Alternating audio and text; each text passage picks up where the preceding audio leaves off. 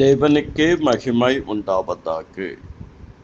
இன்றைய தியானம் சங்கீதம் 130 1 முதல் 8 வரை வசனங்கள். 3 பரிசுகள். இந்த சங்கீதம் 130 3 பரிசுகளை குறித்து அழகாக பேசப்படுகிறது. தேவனிடத்திலிருந்து நமக்கு கொடுக்கக்கூடிய 3 பரிசுகள். முதலாவது மன்னிப்பு. உமக்கு பயப்படும்படிக்கு உம்மிடத்தில் மன்னிப்பு உண்டு.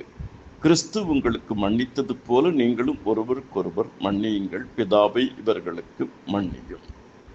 கர்த்தர் பாவங்களை மன்னிக்கிறவர், அக்கிரமங்களை மன்னிக்கிறவர், மீறுதல்களை மன்னிக்கிறவர், குறைகளை மன்னிக்கிறவர், குற்றங்களை மன்னிக்கிறவர்.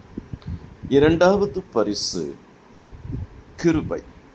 சங்கீதம் 137 இஸ்ரவேல் கர்த்தரை நம்பியிருப்பதாக கர்த்தரிடத்தில் கிருபை உண்டு.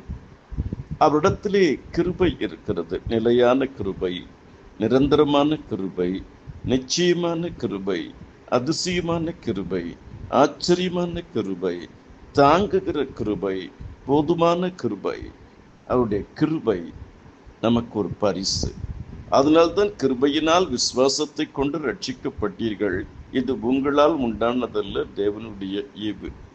மூன்றாவது மீட்புங்கிற ஒரு பரிசு. சங்கீதம் 137 அவரிடத்தில் திரளான மீட்பு உண்டு. அன்பு திரளான பாவங்களை மூடும்.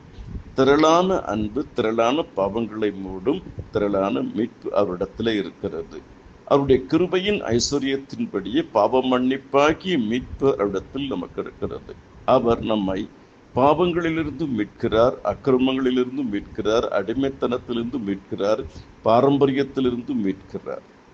என் மீட்பர் உயிரோடு இருக்கிறார். இந்த 3 பரிசுகளை தியானியுங்கள். சங்கீதம் 130 கர்த்தர் உங்களை அபரிமிதமாக ஆசீர்வதிப்பாராக. ஆமென்.